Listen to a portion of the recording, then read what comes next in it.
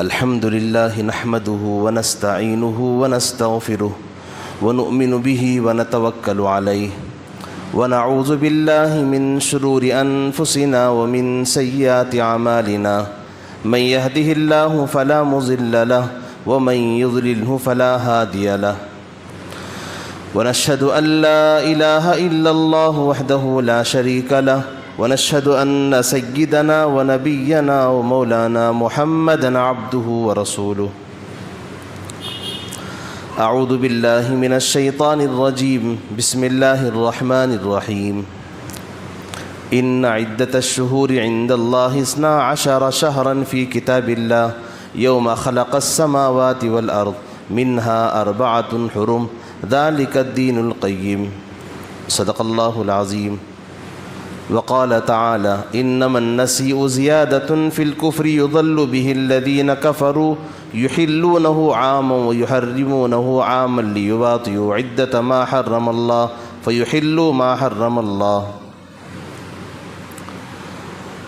صدق الله العظيم وقال رسول الله صلى الله عليه وسلم لا عدوى ولا طيرة ولا هامة ولا صفر او كما قال رسول اللہ صلی اللہ علیہ وسلم۔ معزز بزرگوں اور عزیز بھائیوں، یہ سفر المظفر کا بابرکت اور عظیم الشان مہینہ ہے۔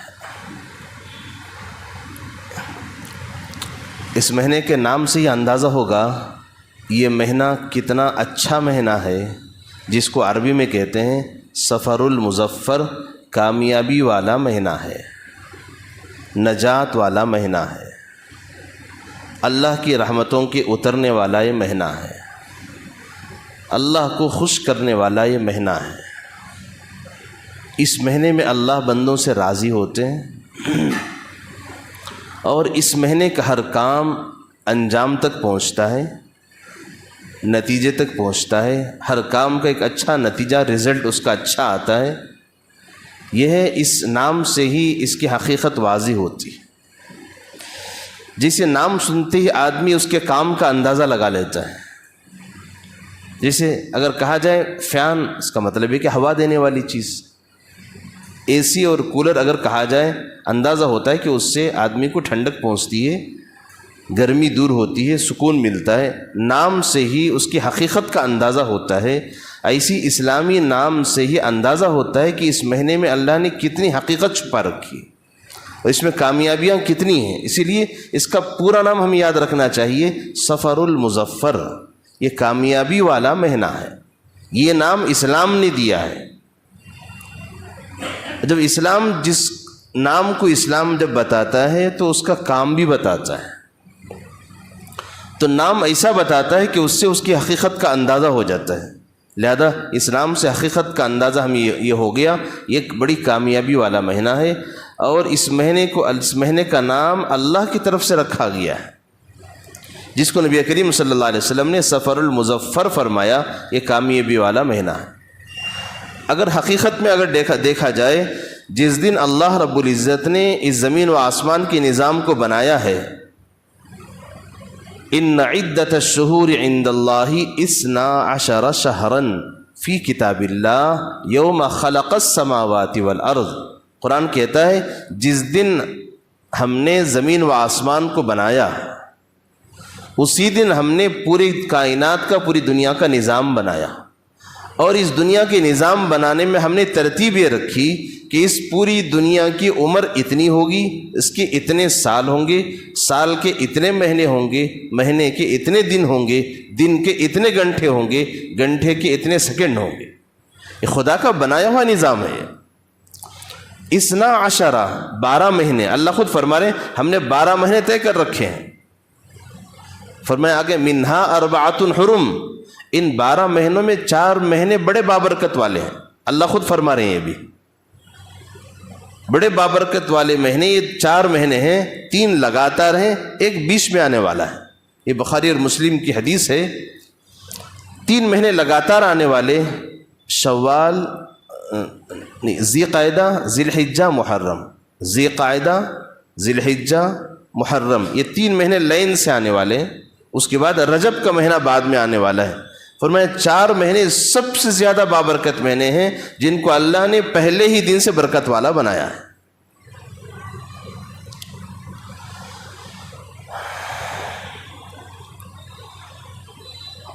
تو زمانے جاہلیت میں اللہ کے نبی صلی اللہ علیہ وسلم کی دنیا میں آنے سے پہلے اس زمانے میں کچھ رسم و رواج تھے، تو انہیں رسم و رواج میں یہ چیز یہ تھی کہ لوگ سفر کے مہینے کو منحوس سمجھتے تھے۔ آج بھی لوگ سمجھ رہے ہیں، اللہ معاف فرما دے۔ قریب 1450 سال کا زمانہ گزر گیا اسلام کے آئے ہوئے، آج بھی ہمارے معاشرے میں مسلمانوں کے پاس کافروں کے طور طریقے رچ بس گئے ہیں۔ وہ بھی کن کے گھروں میں جو نماز بھی پڑھتے ہیں، اللہ پہ ایمان بھی رکھتے ہیں، قرآن بھی پڑھتے ہیں، قرآن پر یقین بھی رکھتے ہیں، دین اسلام کے ماننے والے، ساری دنیا میں سچے مذہب پہ چلنے والے مسلمانوں کے عقیدے، مسلمانوں کے طور طریقے کن کی طرح 1450 سال پہلے کے مشرکوں کی طرح ہو گئے۔ کتنے افسوس کی بات ہے، یقیناً بہت سوچنا چاہیے اس بات پر۔ ارے ہم مسلمان ہیں صرف نام کے، کام سارا کن کا ہم کر رہے ہیں؟ ان کافروں کے طور طریقے کو اپنا رہے ہیں جس کفر کو، جس شرک کو ختم کرنے کے لیے آقا دو جہاں حضرت محمد رسول اللہ صلی اللہ علیہ وسلم کو بھیجنے کی ضرورت پڑی اللہ کو۔ حضور آئے، اس کفر شرک کو ختم کیا، ان توہمات کو، ان بدگمانیوں کو اور ان نحوستوں کو، ان رسم و رواج کو ختم کیا اور اسلام کو پاک و صاف بنا کے پیش کیا تھا۔ آج اسی اسلام کو ہم نے ان ساری چیزوں سے بگاڑ رکھا ہے۔ یہ جو کچھ سفر کے مہینے میں ہمارے خیالات ہیں، یہ سارے خیالات اس زمانے کے کافروں کے تھے، کسی اسلام کو اپنانے والے، کسی سچے مذہب کے ماننے والوں کے یہ طریقے نہیں تھے۔ خاص کر محرم اور سفر کے مہینے کو منحوس سمجھنا۔ ان مہینوں میں کیا کچھ نہیں ہو رہا ہے آپ جانتے ہیں، اس کو زیادہ بولنے کی ضرورت نہیں ہے۔ اس زمانے میں ایسے کچھ عقیدے تھے، ایک تھا لا عدوى ولا طیرۃ ولا نوء ولا سفر ولا حامۃ، ایسے بہت ساری چیزیں اللہ کے نبی صلی اللہ علیہ وسلم نے گنوائی ہیں۔ میں 2-4 عرض کروں آپ کے سامنے۔ پہلا لا عدوى، حضور نے فرمایا اس زمانے کے کافروں کے طور طریقے یہ تھے کہ ان کو وہم و گمان یہ تھا کہ بیماری ایک دوسرے کو لگتی ہے۔ حضور نے فرمایا لا عدوى، جب تک اللہ حکم نہ دے کسی کی بیماری کسی کو نہیں لگتی۔ کرونا کے زمانے میں ہم نے دیکھ لیا کتنے لوگ ایسے تھے جنہوں نے جنازے اٹھائے، کتنے لوگ ایسے تھے کہ ان کے جسم سے اپنے جسم کو لگائے رکھے، ان کو کچھ نہیں فرق پڑا۔ کچھ لوگ وہ تھے کہ جو باہر نکلنے سے بھی پرہیز کر لیا کرتے تھے، وہ کرونا کے شکار ہو گئے۔ بیماری ایسی نہیں لگتی جب تک اللہ کا حکم نہ ہو جائے۔ مسلمانوں کا، ہمارا سب کا عقیدہ یہ ہے جب تک اللہ کا حکم نہ ہو جائے ایک کی بیماری دوسرے کو نہیں لگتی۔ یہ عقیدے کی بات ہے۔ اس زمانے کے کافروں کا طریقہ یہ تھا، وہ سمجھتے تھے بیماری ایک دوسرے کو لگتی ہے۔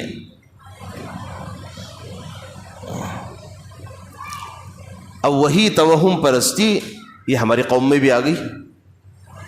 حضور نے اس کا انکار کر دیا، فرمایا لا عدوى، بیماری ایک دوسرے کو نہیں لگتی جب تک اللہ نہ چاہے، جب تک اللہ کے حکم سے، اللہ کا حکم جب نہ ہو جائے تب تک بیماری ایک دوسرے کو نہیں لگتی۔ ولا طیرۃ، اور آگے فرمایا بدفالی لینا، فال کھلوانا، فرمایا کہ فال کھلوانے کی اجازت اسلام میں نہیں ہے۔ اللہ معاف فرمائے ہماری قوم کو، ایک چھوٹا سا غریب سا آدمی ایک چھوٹے سے ڈبے میں طوطا لے کے گلیوں میں پھرتا ہے لوگوں کی قسمت بتانے کے لیے۔ اسے نہیں معلوم کہ 2 منٹ میں مرنے والا ہوں، زندہ ہونے والا ہوں، 2 منٹ کے بعد مجھے 4 روپے ملیں گے یا آج میں بھوکا مروں گا۔ اسے خود اپنی تقدیر کا اندازہ نہیں ہے۔ وہ ایک بے زبان جانور، ایک چھوٹا سا طوطا 2 منٹ کے لیے چھوڑ دیا جائے تو بلی عید کر لے گی، وہ جانور ہماری تقدیر بتائے گا۔ اللہ اکبر، کیا ہم اتنے کمزور ہو گئے ایمان کے اعتبار سے؟ فال کھلواتے ہیں جا کے۔ فرمایا کہ فال کھلوانا یہ کفر و شرک والا کام ہے۔ گویا آدمی اپنی تقدیر ایک انسان سے معلوم کر رہا ہے، بتاؤ بھی میں جیوں گا یا مروں گا؟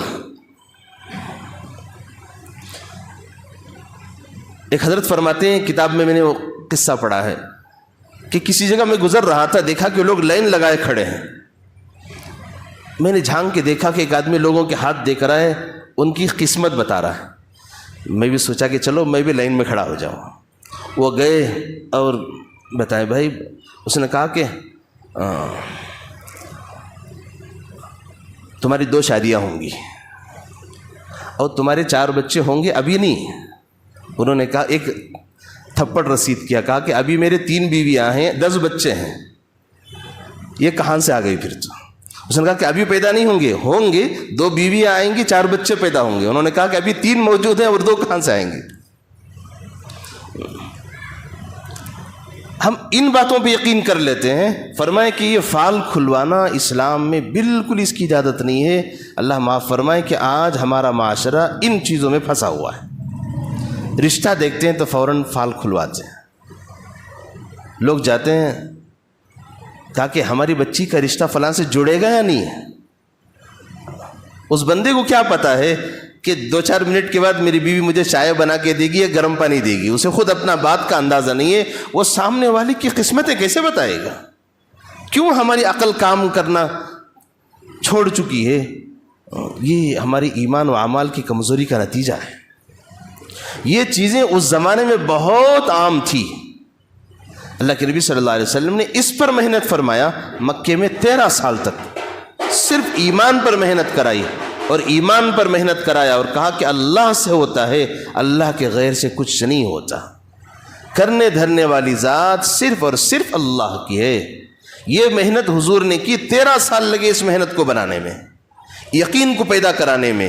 دوسروں سے کچھ نہیں ہوتا ہے، دیوی دیوتاؤں سے کچھ نہیں ہوتا، نہ لات سے، نہ عزا سے، نہ منات سے، جو اس زمانے کے بڑے بڑے بت کہلاتے تھے. کیسے کیسے عقیدے اس زمانے کے تھے. حضور نے ایک ایک صحابی کا دل و دماغ بنایا ان کا، اور ان کے دل و دماغ میں اللہ کی وحدانیت کو، اللہ کی بڑائی کو، کبریائی کو بٹھایا. تب جا کر صحابہ کا ایمان اتنا مضبوط بنا، جس کو فرماتے ہیں اگر پہاڑ بھی ان کی ایمان سے ٹکر لے لے، پہاڑ تو ٹوٹ سکتا ہے لیکن ان کی ایمان میں ذرا بھی فرق نہیں آتا. بلکہ حضرت علی رضی اللہ عنہ کی روایت سے یوں لکھا ہے کہ فرماتے ہیں کہ اگر ہمارے سامنے جنت اور جہنم رکھ دی جائے تب بھی فرق نہیں پڑے گا. جہنم برحق ہے، جنت بھی برحق ہے، تاکہ ہمارے ایمان کی سطح اس بلندی کو پہنچ چکی تھی. حضور نے اس درجے کا ایمان ان کو بنا دیا تھا. یہ محنت کی ضرورت اسی لیے پڑی کہ وہ بدگمانیوں میں، توہم پرستی میں، وہم و گمان میں ایسے ڈوب چکے تھے. راستہ چلتے چلتے اگر کالی بلی بھی اگر آ جاتی، سفر کینسل ہو جاتا. آج بھی وہ حال ہے. صبح صبح کسی بیوہ عورت کو دیکھ لیے تو شام تک مصیبت میں مبتلا ہے. آنکھ پھڑک گئی تو پھر پریشانی. ہتھیلی میں کھجلی آئی تو ماشاءاللہ چلو پیسے ملیں گے تو ہونا تو چاہیے 24 گھنٹے کھجلی ہو. گھر میں بہو آ گئی، خدا نہ خواستہ اس کے آنے کے بعد کسی کا کچھ حادثہ ہو گیا، چلو ساری مصیبتیں اسی کے سر پہ، بیچاری کی گلی کی بلا گلے میں ڈال لی. کیا عجیب یہ حال ہے ہمارے معاشرے کا. مردوں سے زیادہ اس معاملے میں عورتیں ہماری پھنسی ہوئی ہیں. یہ بے دینی کی وجہ ہے. اس سے کہیں زیادہ توہم پرستیاں اس زمانے میں موجود تھی. حضور نے آ کر ان سب کو ختم کیا اور ساری دنیا میں ایک پاکیزہ مذہب کو، کامل و مکمل دین کو حضور نے امت کے سامنے پیش کیا اور کہا کہ اس دین کو اپنا لو. یہ خالص دین ہے جو اللہ کی طرف سے میں لے کر تمہارے پاس آیا ہوں. اس پہ چلو، اسی میں تمہاری کامیابی ہے. اسی لیے حضور صلی اللہ علیہ وسلم نے اس کے موقع پر فرمایا، صاف فرمایا کہ اگر کوئی آدمی فال کھولے یا دوسرے کے لیے فال کھلوائے تاکہ اس کا ایمان چلا جائے گا. ایک حدیث میں یوں ارشاد فرمایا، لیس منا من تطیر او تطیر له او تکہن او تکہین له او سحر او سحر له ومن اتى كاهنا فصدقه بما يقول فقد كفر بما انزل على محمد صلی اللہ علیہ وسلم. حضور نے صاف اعلان فرمایا اگر کوئی آدمی کسی آدمی کے پاس جا کر کہانت کرے اور اپنا فال کھلوائے اور اپنی قسمت اس سے معلوم کرے اپنی یا دوسرے کے لیے معلوم کروائے، یا جادو کرے یا بول کر جادو دوسروں پہ کروائے۔ اور آگے فرمایا اگر کوئی آدمی کسی کاہن کے پاس، کسی جوتشی کے پاس اگر جائے اور وہ کوئی بات کہے اور اس کی تصدیق بھی کر لے، ہاں ہاں آپ جو کہہ رہے ہیں وہ صحیح ہے، فرمایا اس نے تو اللہ کے نبی کا دین کا انکار کر دیا۔ گویا کسی جوتشی کی بات کا، کسی پنڈت کا یا کسی ایسے کاہن آدمی کا، کسی جادوگر کی بات کا یقین کر لینا، گویا اس نے اسلام کا انکار کیا۔ مسئلہ میرے بھائیو ایمان کا ہے۔ اسی میں یہ سفر کو منحوس سمجھنا، یہ بھی اس کا تعلق بھی ایمان سے جڑا ہوا ہے۔ حضور نے اعلان فرمایا لا سفر، سفر کو منحوس سمجھنا یہ اسلام کا حصہ نہیں ہے۔ مسلمان ہوتے ہوئے اس کو منحوس سمجھنے والا وہ فلیس منا، وہ ہم میں سے نہیں، وہ مسلمانوں میں شمار نہیں ہو سکتا اس کا۔ لہذا اس کی طرف توجہ دینے کی ضرورت ہے۔ اسی زمانے کا حال یہ تھا، انہی وہم و گمان کے مسائل میں جو واقعہ مشہور ہے مصر کا، حضرت عمرو بن عاص رضی اللہ عنہ گورنر بن کر گئے، اور وہاں جو دریائے نیل تھا، بہت بڑی دریا تھی جس میں اللہ نے فرعون کو، اس کی فوج کو ڈبویا تھا، اور موسیٰ علیہ السلام کو وہاں سے گزارا تھا۔ مشہور قصہ آپ نے بارہ سنا ہوگا اس کو۔ ہر سال اس کا پانی کم ہو جاتا تھا، پانی کم ہوتا تو علاقے میں مشہور تھا، ایک نوجوان لڑکی کو، کنواری لڑکی کو زیورات بنا کر، اس کے اوپر زیورات سے سوار کر، اس کو دلہن بنا کر جب اس کو اٹھا کر دریا میں پھینک دیا جاتا، دوسرے دن سے پانی دوبارہ صحیح رفتار پر بہتا تھا، ورنہ پانی کم ہو جاتا۔ جب مصر فتح ہو گیا، حضرت عمرو بن عاص رضی اللہ عنہ گورنر بن کے گئے، لوگوں نے آ کر کہا کہ امیر گورنر صاحب حال یہ ہے کہ دریائے نیل کا پانی کم ہوتا جا رہا ہے، قریے دیہات والے پیاسے لگ رہے ہیں، ان کی کھیتیوں کو پانی نہیں پہنچ رہا ہے، باغیچوں کو پانی نہیں جا رہا ہے، لوگ پانی کے لیے ترس جائیں گے، لہذا آپ ایسا کیجئے، ایک نوجوان لڑکی کو تلاش کیجئے، اس کو اٹھا کے پھینک دیجئے تاکہ دوبارہ صحیح رفتار پر دریا کا پانی واپس آ جائے۔ حضرت عمرو بن عاص صحابی رسول ہیں، انہوں نے کہا کہ اسلام اس کی اجازت نہیں دیتا، اور کوئی دریا اپنے اختیار سے نہیں بہتا، اس دریا کا پانی بہانے والے اللہ رب العزت ہیں۔ تو یہ بڑا نازک مسئلہ تھا، لوگ گاؤں چھوڑ کے، شہر چھوڑ کے جانے لگے، وہاں سے مصر چھوڑ کے، مصر خالی ہونے لگا۔ حضرت عمرو بن عاص مسئلے کو حل نہیں کر رہے تھے، وہ سمجھا رہے تھے بھائی یہ اس کا مسئلہ ایمان سے جڑا ہوا ہے۔ جب دیکھا کہ شہر خالی ہونے لگا ہے، فوراً قاصد کو بھیجا مدینہ منورہ۔ حضرت عمر بن خطاب رضی اللہ عنہ امیر المومنین تھے سارے دنیا کے، سارے اسلامی مملکت کے، ان کے پاس پہنچا۔ جب سارا ماجرا انہوں نے سنا تو حضرت عمر بن خطاب رضی اللہ عنہ نے سمجھا کہ بڑا نازک مسئلہ ہے، اب مسئلہ میرا اور میرے دریا کا مسئلہ ہے، میں خود دریا سے مخاطب ہوں گا۔ لہذا حضرت عمر رضی اللہ عنہ نے ایک چٹھی لکھی، سب سے پہلے چٹھی لکھی حضرت عمرو بن عاص کو، کہا کہ جب تمہارے پاس یہ چٹھی پہنچ جائے، اس چھوٹی سی چٹھی کو اٹھا کے دریا میں پھینک دینا۔ پہنچے، وہ دریا میں ڈال دی گئی، جیسے دریا میں وہ ڈال دی گئی وہ چٹھی، دوسرے دن دیکھا کہ دریا پورے آب و تاب کے ساتھ، پورے زور و شور کے ساتھ پورا زبردست بہہ رہا ہے۔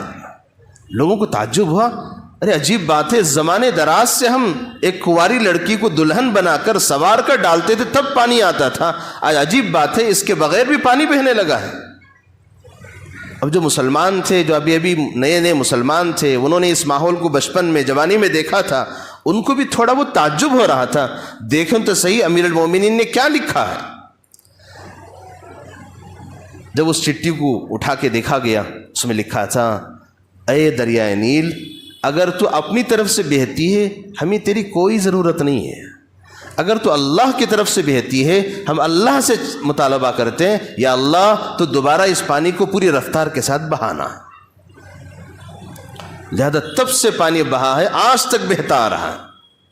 لہذا اسلام وہ پاکیزہ مذہب ہے کہ جس نے ان ساری چیزوں کو ختم کرنے کے لیے مذہب آیا ہوا ہے۔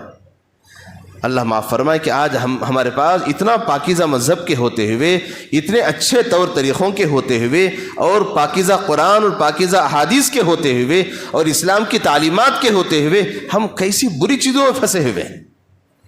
ان دنوں میں اتنے کامیابی والے مہینے میں، جس کو سفر المظفر کہا گیا، اس پہ کوئی شادی نہیں کرتا، بلکہ دلہا اور دلہن کو ایک جگہ رکھنا پسند نہیں کرتا۔ عجیب بات ہے، ہم چاہتے ہیں کہ دونوں ایک دوسرے کی دہلیز نہ اونگلیں، وہ اپنی جگہ رہے یا اپنی جگہ رہے، ایک دوسرے کی صورت نہ دیکھے۔ اللہ مانو الحفیظ، کیا سوچ ہماری، کتنی بے دینی کی سوچ ہماری بدل گئی ہے۔ لہذا میرے بھائیو، ضرورت ہے اس بات کی ہم اسلامی تعلیمات کے قریب آئیں اور ان باتوں کو سیکھیں اور ان باتوں کو سنیں، اور اپنے گھر سے اور معاشرے سے ان برائیوں کو ختم کرنے کی پوری کوشش کریں۔ جب تک ہم سب مل کر ایک کوشش میں نہیں لگیں گے تب تک یہ چیزیں ختم نہیں ہونے والی۔ اگر ہم نے اپنے معاشرے سے ان چیزوں کو ختم نہ کیا، ہماری نئی نسل، ہمارے یہ جو بچے ابھی یہ ماں باپ کو دیکھ کر دین سیکھ رہے ہیں، وہ سمجھیں گے ہاں یہ بھی ایک دین کا حصہ ہے۔ کوئی نیا گھر سفر کے مہینے میں شروع نہیں کرتا، نئے گھر کی افتتاح نہیں کرتا، دکان کی اوپننگ نہیں کرتا۔ شادی بیاہ کا مسئلہ تو چلو ختم ہی ہو گیا، تقریباً سارے شادی محل خالی پڑے ہوئے ہیں، اور کوئی ان دنوں کے اندر اس کی سوچ تک نہیں لاتا اگر یہ ہوگا تو پتہ نہیں ان کی زندگیوں کا کیا حال ہوگا۔ میرے بھائیو، یہ اس مہینے کا نام بتا رہا ہے سفر المظفر، یہ کامیابی والا مہینہ ہے۔ تم جو کام کرو گے وہ بہت اچھا وہ کام ہو جائے گا، اللہ اس کے اندر برکتیں دیں گے، عافیت دیں گے، اور اللہ سہولتیں دیں گے، اللہ کی ساری برکتیں رحمتیں اس کام کی طرف متوجہ ہوں گی۔ یہ قرآن و حدیث یہ کہتی ہے، لیکن ہمارا معاشرہ کچھ اور کہتا ہے۔ لہذا ضرورت اس بات کی ہے ہم سب مل کے بات طے کریں، انشاءاللہ جو کچھ ہمارے معاشرے میں، ہمارے گھروں میں اس کے تعلق سے خرافات ہیں، جان بوجھ کے ہم اس کو ختم کریں گے۔ اگر ہمارے گھر میں شادی کہیں دیر سے ہونے والی ہو، اس کو جان بوجھ کے ان مہینوں میں رکھنا شروع کریں۔ اگر دیندار طبقہ بھی یہ کام نہ کرے تو کون کرے گا؟ سب کی نظریں اس دیندار طبقے پہ ہوتی ہیں، لیکن دیندار طبقہ تو یہ ہے کہ برائے نام دیندار رہ گیا، وہ بھی وہی کام کرنے لگا ہے جو بے دین طبقہ کر رہا ہے۔ تو پھر کام کے اعتبار سے دونوں برابر رہ گئے، نام صرف رہ گیا ہمارا۔ لہذا جان بوجھ کے اس موقع پہ سامنے آ کر یہ کھلم کھلا کام کریں گے، تب ایک نئے طبقے کو نظر آئے گا ہاں یہ کام کرنا چاہیے، یہ کام نہ کرنا گناہ ہے، اس کام سے رکنا یہ اسلام اس کی اجازت نہیں دیتا۔ یہ باتیں عملی طور پہ سمجھانے کی، یہ صرف بیانات سے کام کرنے کے نہیں ہیں۔ بیانات اپنی جگہ ہیں، اس سے بات کی وضاحت ضرور ہوتی ہے، لیکن عمل سے لوگوں کو بات سمجھ میں آتی ہے۔ لہذا میں آپ تمام سے عرض کرتا ہوں، یہ اس کو کوئی صرف بیان لفاظی نہ سمجھے، ایک کام جب ہم حرکت میں آ کے اس کو کریں گے، انشاءاللہ معاشرے سے دھیرے دھیرے ساری چیزیں ختم ہونے لگیں گی۔ لہذا محرم اور سفر کے مہینے میں کوئی بھی اچھا کام آپ کو کرنا ہو، سال بھر کے لیے ان کاموں کو اٹھا کے رکھ لیجیے، جان بوجھ کے کریے محرم میں، تاکہ ساری برکتیں آپ کو ملیں اور لوگوں کو ایک سبق بھی ملے، ہاں یہ کام کیے جا سکتے ہیں۔ انشاءاللہ سب کے دل و دماغ پاک ہو جائیں گے، اور ایک نیکی کے پھیلانے کا ذریعہ اور سبب آپ بنیں گے، ایک برائی کو ختم کرنے کا ذریعہ آپ بنیں گے۔ لہذا اس کا اتنا بڑا ثواب آپ کو ملے گا رہتی دنیا تک، جب تک یہ معاشرے سے برائیاں ختم ہو جائیں گی، اور ختم ہونے پر امن و سکون سلامتی ملے گی، اس نیکی میں آپ بھی حصے دار بن جائیں گے۔ اللہ مجھے اور آپ کو عمل کی توفیق عطا فرما دے، اور اپنے ایمان کو اعمال کو مضبوط بنانے کی توفیق عطا فرما دے۔ سبحان